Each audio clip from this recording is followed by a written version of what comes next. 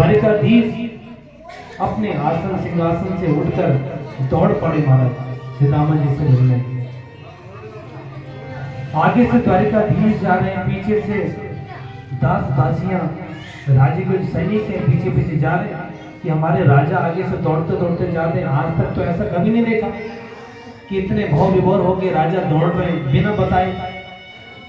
जबकि कोई भी राज्य में कार्य होता है जब तक हम सबको सूचित करते हैं तभी जाते हैं, लेकिन आज ऐसे कौन से इनके मित्र आ गए, कौन से ऐसे महात्मा आ गए जिनका नाम सुनते ही सिंहासन से कन्हैया दौड़ करके अपने मित्र से मिलने जा रहे हैं।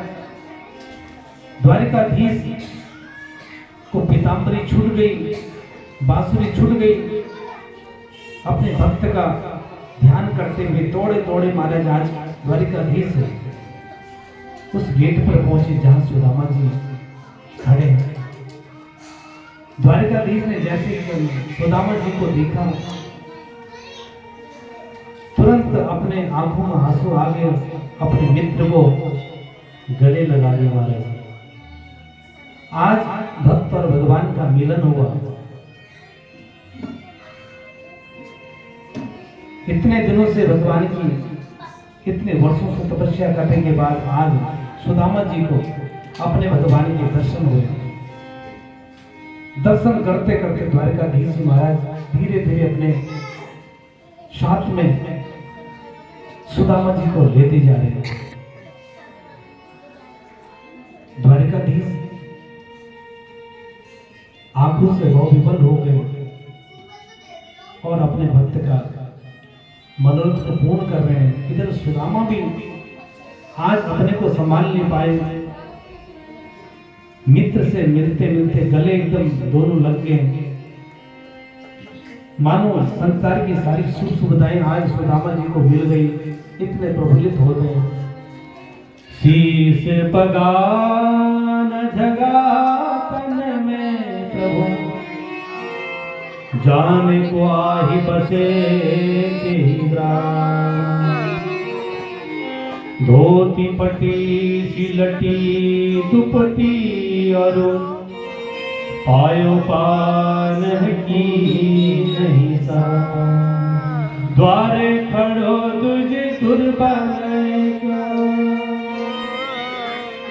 द्वारे खड़ो तुझे दुर्बल रहो सखी सो वसुधा विरामा पूछत दीन दयाल गुना बतावत आपन नाम सुनावा पूछत दीन दयाल गुना बतावत आपन नाम सुनावा। ये सुंदर भाव नरोत्तम जी ने अपने कलम से लिखे भगवान के भाव को प्रकट किया कि सुदामा जी दौड़े आ रहे हैं और अपना मित्र को मिलने के लिए। आज सुदामा की आंखों में आंसू आ गए, इधर कन्हैया की आंखों में भी आंसू आ गए। इतने दिनों बाद परमात्मा का दर्शन हुआ। परमात्मा कह रहे हैं इतने वर्षों के बाद अपने बचपन के मित्र सुदामा के दर्शन हुए। धीरे धीरे द्वारिकाधीश महाराज अपने सुदामा को अपने हृदय में लगाए, हाथ पकड़ करके धीरे धीरे सुदामा जी को अपने महल की ओर ला रहे। महल की ओर लाते लाते महाराज जैसे अपने सिंहासन के नजदीक पहुंचे, श्री रामा जी को द्वारिकाधीश ने सिंहासन में बैठाया। बोले महाराज आप ब्राह्मण देवता हैं, हमारे बचपन के मित्र हैं, इतने वर्षों बाद आप आए हैं। वात्सल्य भाव जग उठा और परमात्मा द्वारिकाधीश नीचे चरणों में बैठ के ब्राह्मण देवता को ऊपर सिंहासन पर बैठाया। आज द्वारिकाधीश अपने बचपन के मित्र सुदामा को देख रहे हैं और देख रहे तल पर कोई शुद्ध वस्त्र नहीं पहना है, फटी पुरानी धोती पहने हुए। जैसे द्वारिकाधीश की नजर पैरों की तरफ पहुंची, पैरों में भी महाराज कांटे चुभे हुए और पैरों से रक्त रंजित पैर देख करके कन्हैया की आंखों में पुनः आंसू आ गया। कन्हैया मान लो एक तरफ से कांटे भी निकाल रहे हैं और अपने मित्र को देख के दुखी भी हो रहे हैं। ऐसे बिहार तो पग कंटक जाल गिरे पुनिजोए, हाय महादुख पायो सका तुम, आई किते न किते दिन कोई, देखी सुदामा की दीन दशा,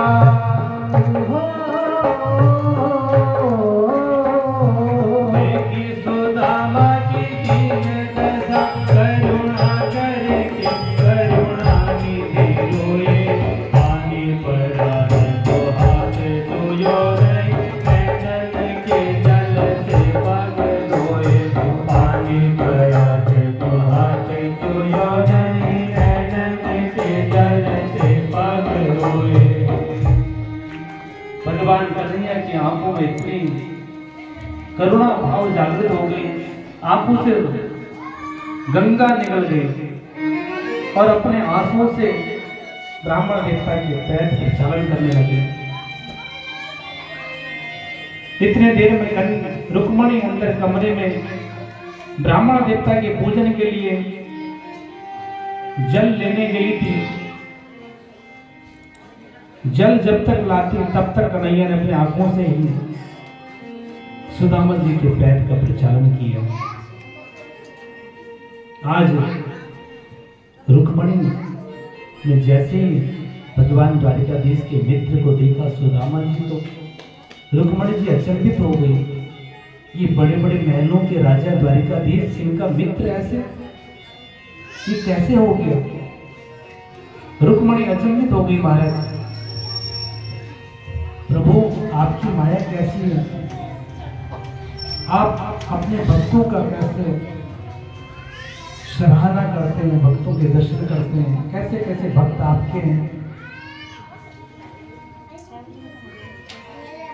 सारी वार्तालाप सुदामा जी के साथ द्वारिकाधीश ने करी। द्वारिकाधीश ने सुदामा जी का यथो अतिथि सात्विक किया। चरण धुलवाए महाराज। चरण धुलवा करके रुक्मणी जी को कहा, ये ब्राह्मण देवता के चरणों की रज है, धूल है, जल है, ये जल को पूरे अपने घर में छिड़क दीजिए, अपने ऊपर छिड़क दीजिए। उस ब्राह्मण देवता के पैर के धुले हुए जल था और प्रभु ने अपने माथे में रखा। रुक्मणी के ऊपर भी अभिषेक किया। अब सुदामा जी को ठाकुर जी द्वारिकाधीश जी अपने कमरे में ले गए।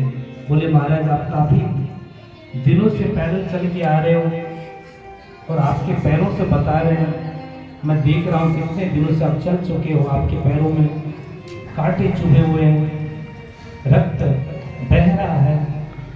भगवान कन्हैया ने बड़े जल से, कपड़े से ठाकुर जी द्वारिकाधीश ने सुदामा जी के चरणों को साफ किया। उसके बाद सुंदर सुदामा जी को वस्त्र अलंकृत किया, बढ़िया वस्त्र पहनाए, बढ़िया भोजन कराया। अब सुदामा जी को द्वारिकाधीश ने कहा, आप आराम कीजिए, आप काफी थके हुए हैं। सुदामा जी को लिटा दिया महाराज और भगवान कन्हैया स्वयं सुदामा जी के पैर दबा रहे हैं। कितने में रुक्मणी देवी आई, बोली महाराज सारा फल आप ही दे दोगे ब्राह्मण देवता की सेवा करने से। रुक्मणी जी बैठ गई, ठाकुर जी भी सुदामा जी के चरणों में बैठ गए। अब बोले, महाराज आपका आतिथ्य सत्कार संपन्न हुआ। अब द्वारिकाधीश अपने बचपन के बारे में कन्हैया जी से पूछने लगे। रुक्मणी देवी पंखा झुला रही है और कन्हैया चरण दबा रहे हैं। चरण दबाते दबाते कन्हैया ने सुदामा जी से प्रश्न किया, सुदामा जी घर में सब कुशल मंगल तो है ना? सुदामा जी ने कहा, सब कुशल मंगल है। अपनी बातें पूछने लगे।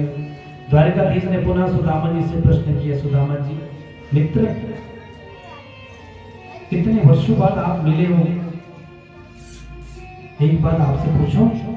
मित्र ने कहा पूछो, बोले आपका विवाह हो गया? सुदामा जी कह रहे मित्र तुम विवाह के पीछे कोई और भी प्रश्न कीजिए। बोले नहीं महाराज, इतने वर्षों बाद आप मिले तो आपका विवाह तो संपन्न हो गया होगा। सुदामा जी ने कहा विवाह तो संपन्न हो गया। द्वारकाधीश ने कहा हमारे भाभी जी का नाम क्या है? सुदामा जी ने बताया आपके भाभी जी का नाम सुशीला है। द्वारकाधीश बड़े प्रश्न हुए महाराज, बच्चों के बारे में पूछा, पूरी बचपन की बातें याद करी। एक राजा आज भूल गया कि मैं राजा का राजा हूँ। बचपन की वो बातों में चले गए। जब हम गुरुजी के गुरुकुल में रहते थे तो हम जंगल गए लकड़ी लेने के लिए, बिनने के लिए। तो आपको याद है कितनी बारिश आ गई थी, और बारिश आते आते गुरुदेव ने हमारी कितनी चिंता करी जब रात तक हम गुरुकुल में नहीं पहुंचे। बोले हाँ मित्र सही कह रहे हो आप। सुदामा जी भी अपने बचपन में यादों में खो गए, द्वारकाधीश भी खो गए। द्वारकाधीश ने कुछ समय के बाद सुदामा जी से पूछा, ये बताओ मित्र, तो भाभी जी जब घर में हैं तो भाभी जी ने मेरे लिए कुछ भेजा होगा? बोले महाराज नहीं, कुछ नहीं भेजा। ऐसा तो हो ही नहीं सकता कि भाभी जी ने आपको भेजा है और खाली हाथ आप आ गए होंगे। बोले नहीं मित्र, मैं बिल्कुल कुछ नहीं लाया आपके लिए। ऐसी बात कर ही रहे थे, भगवान का ध्यान गया कि सुदामा जी ने हाथ के नीचे कुछ छुपा रखा है, हाथ टेढ़ा कर रखा है। भगवान ने जैसी पोटली को पकड़ा, सुदामा जी दबा रहे हैं, भगवान ने जोर से खींचा और पोटली को ग्रहण कर लिया। बोले भक्त वत्सल भगवान की जय। आज द्वारकाधीश वो पोटली को खोल रहे, उसमें 4 घरों से लाए हुए चावल को जैसे द्वारकाधीश ने देखा, द्वारकाधीश भी बड़े अचंभित पड़ गए। महाराज हमारा मित्र है और ये चावल में देख रहा हूँ कि अलग अलग, कोई साबुत है, कोई कटा हुआ है, अलग अलग घरों से मुझे लगता है लाए गए। द्वारकाधीश ने जैसे चावल को खाना चाहा, एक मुट्ठी उठाया और खा लिया। जैसे दूसरी मुट्ठी उस पोटली में से उठाया, रुक्मणी जी ने हाथ पकड़ लिया। महाराज मानो संतों का भाव है, संत विचार करते हैं कि अगर चावल खाओगे तो आपका पेट भी खराब हो सकता है। और रुक्मणी जी यहाँ कह रही है कि आपने एक मुट्ठी चावल खाया तो एक लोग शुक्र सुदामा जी को दे दिया, अब दूसरी मुट्ठी भी खाओगे तो आप खुद सुदामा बन जाओगे। इसलिए रुक्मणी जी ने हाथ पकड़ लिया। जैसे ही रुक्मणी जी ने हाथ पकड़ा तो कन्हैया ने चावल नीचे रख दिए। बचपन की यादें करने लगे आपस में। बोले महाराज और भाभी जी ने चावल के अलावा कोई संदेश दिया है? बोले महाराज संदेश तो कुछ नहीं दिया। बोले कुछ तो संदेश भाभी ने भेजा होगा। तो सुदामा जी भाभी जी का संदेश है कन्हैया को सुना रहे कि मेरे यहाँ तो नित्य एकादशी है। ठाकुर जी ने मन ही मन जिस समय एक मुट्ठी चावल खाया, मन ही मन सोचा मेरा मित्र जिसके पास कुछ नहीं, इसको एक लोग का दान कर देता हूँ। और मन ही मन भाभी जी को आशीर्वाद दे रहे हैं कि जाओ, आपके यहाँ नित्य एकादशी होती थी, आज के बाद आपके यहाँ नित्य द्वादशी होगी। एक माघ द्वय पाक में एक एका दो एकादशी होय, सो प्रभु दीन दयाल ने नित्य तक दीन मोहे। ऐसा संदेश सुदामा जी ने द्वारिकाधीश को दिया। द्वारिकाधीश ने मोटी चावल खाए, एक लोक का निर्माण सुदामा जी का कर दिया। मानो सारो वैभव सुदामा जी को दे दिया। द्वारिकाधीश ने कहा, मेरी भाभी ने ऐसा कहा है, जाओ मैं आपको ये वर देता हूं। होनी थी से हो गई, अब न ऐसी होए, भाभी तेरे भवन में नित्य द्वादशी होए। जो होनी थी सो हो गई, अब भाभी जी तुम्हारे महल में नित्य द्वादशी होगी, चकाचक भोजन बनेंगे, प्रसाद बनेंगे, महाराज सुंदर भवन का निर्माण ठाकुर जी ने मन ही मन करवा दिया, सुंदर महल का निर्माण करा दिया। अब सुदामा जी ने पुनः भगवान कन्हैया से पूछा, द्वारिकाधीश अब मुझे कन्हैया कहने में शर्म आ रहा है, ये सब लोग द्वारिकाधीश कह रहे हैं। तो इधर सुदामा जी ने भी द्वारिकाधीश कहा, द्वारिकाधीश मित्र ये बताओ, तुमने मेरे बारे में तो सब पूछ लिया कि आपकी विवाह करते हुए संतान की ऐसी स्थिति के बारे में सब कुछ बता दिया, लेकिन तुमने ये नहीं बताई ये पंखा जो झुला रही है कौन है और आपकी शादी हुई या नहीं हुई। कन्हैया कह रहे हैं मेरी शादी के बारे में मत पूछो, ये जो झुला रही है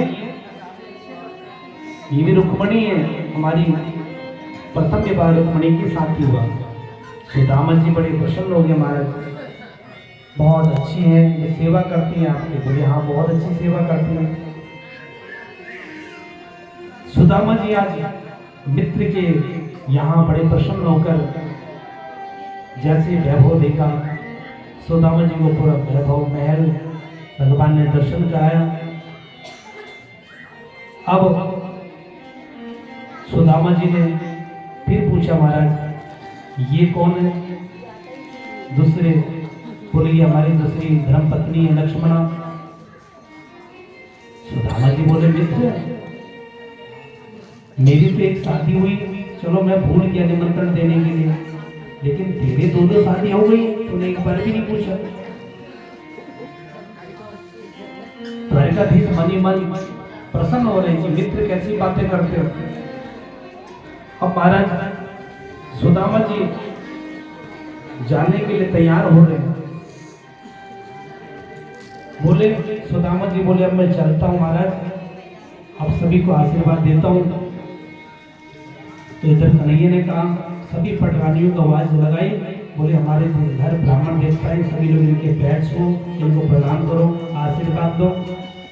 रुक्मणी जी आई, सबसे पहले रुक्मणी जी ने प्रणाम किया। द्वारिकाधीश सुदामा जी इधर आशीर्वाद दे रहे, सौभाग्यवती भव, पुत्रवती भव, पति प्रिया भव। इतने में लक्ष्मण आ गई। मैं लक्ष्मण आपको प्रणाम करती हूँ ब्राह्मण देवता।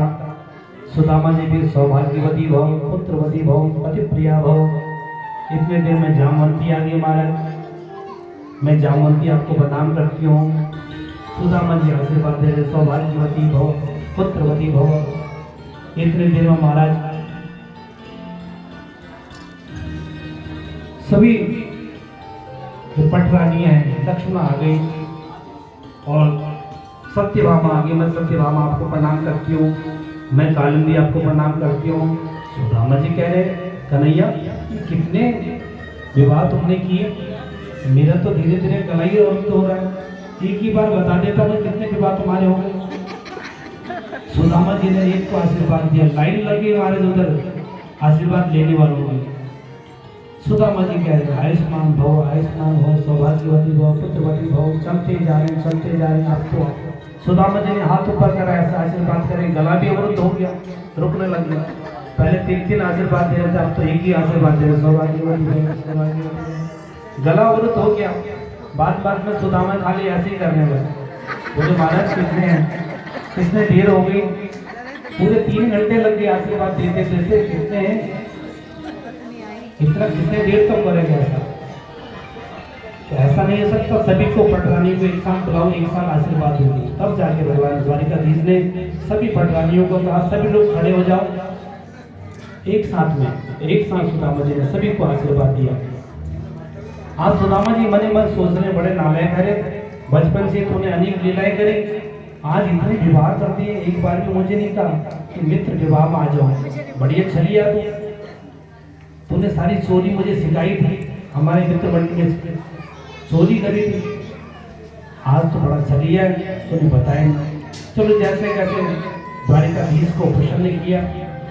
आज द्वारिकाधीश को प्रसन्न कर करके सुदामा जी अपने भारत की ओर पुनः जा रहे हैं।